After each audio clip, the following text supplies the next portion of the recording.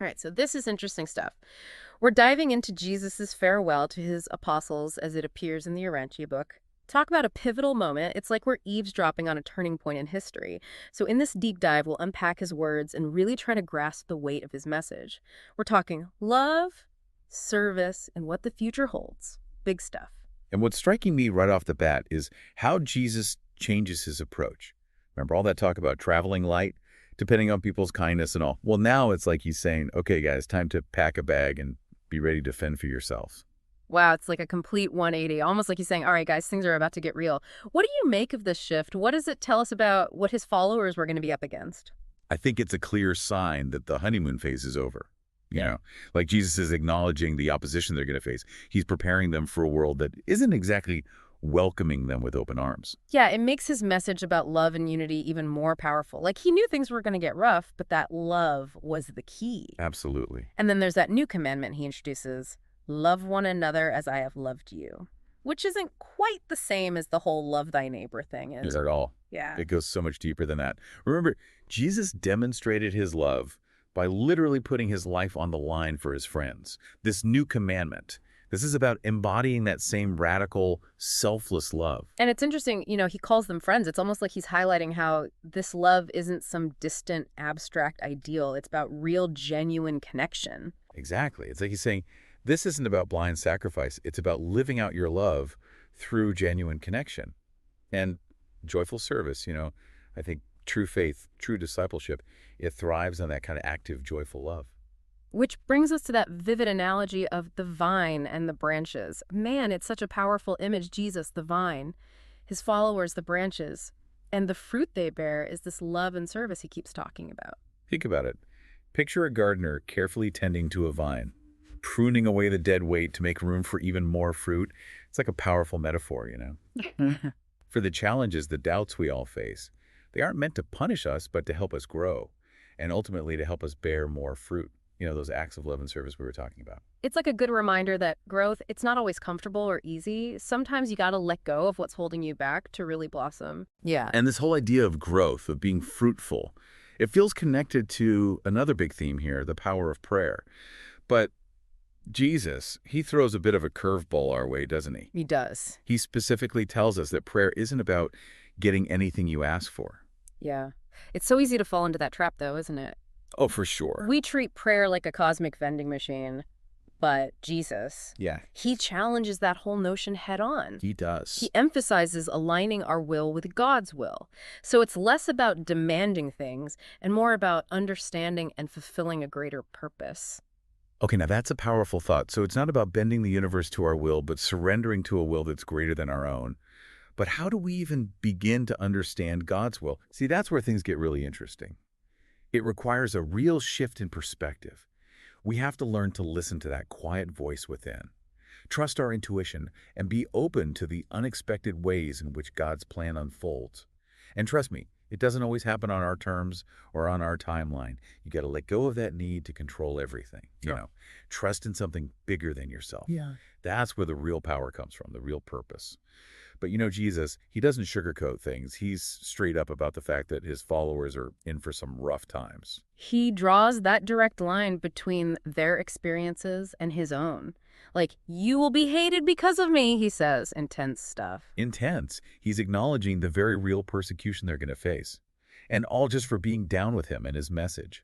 And that's where I think the promise of the Spirit of Truth, that becomes even more crucial. Yeah, tell me more about this Spirit of Truth. It's like he's giving them some kind of secret weapon, right? It kind of is. Don't think of it like a set of rules you have to follow. It's more like you're tapping into a living, breathing Spirit of Truth, and it lives inside you. So it's less about having all the answers and more about trusting your gut, that inner voice. Exactly. And this Spirit of Truth, it's not some rigid dogma. It's active, experiential. It guides you. Leads you to a deeper, more personal understanding of truth. And, Jesus, he was wary of folks trying to put truth in a box. Right. He even warned against, what did he say? Imprisoning truth in formulas, codes, creeds, all those external things. It reminds me how people get so caught up arguing over interpretations of religious texts, They miss the whole point. The heart of the message gets lost. It's so true. Like he even uses the golden rule as an example. It's not just about understanding the words. It's about letting the spirit of truth, that inner wisdom, well, it guides you to the real meaning, the meaning that's all about love, compassion, understanding. Like he's saying, don't just follow the letter of the law, let the spirit of the law guide you. Which makes sense, especially since, well, he's not going to be physically around much longer. And he says that straight up. Right. He acknowledges that they're sad about him leaving, but he's like, this is important. This departure, it's crucial for the spirit of truth to really come through. So it's like he's saying, look, I got to step aside here, make room for something even bigger. Yes, he's going back to the Father, but not before reassuring his people.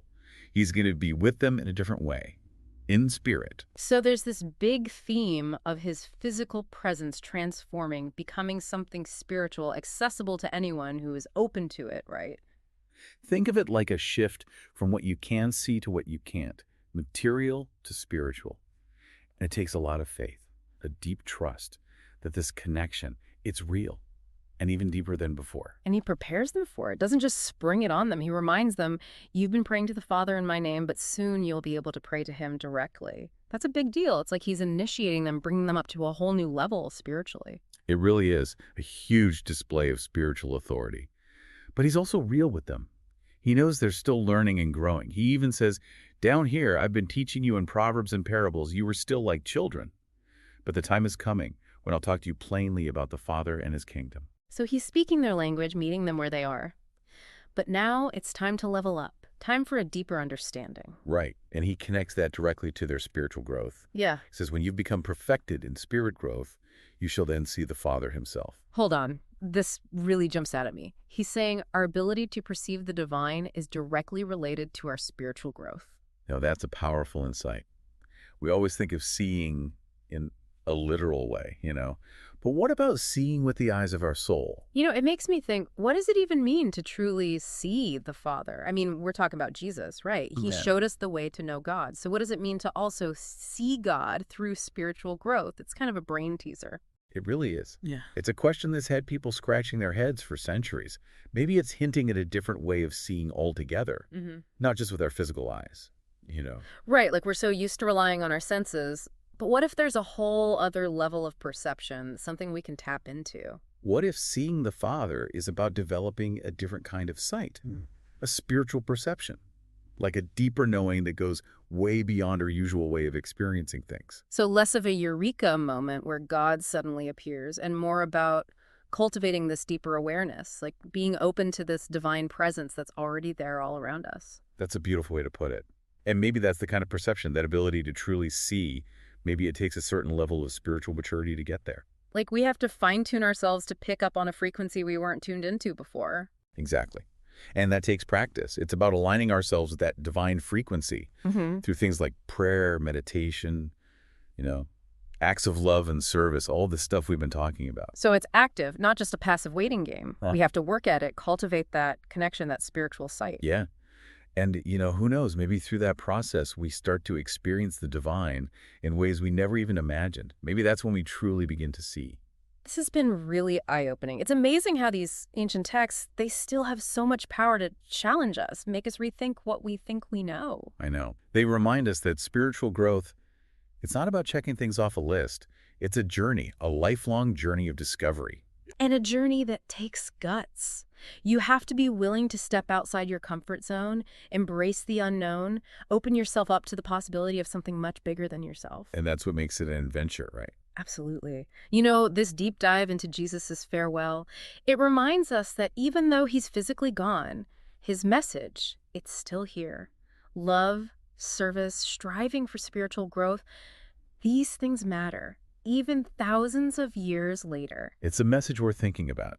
Really thinking about. So sure. So to everyone listening, as you're on your own journey, remember, it's about the journey itself. It's not just about the destination. It's about becoming.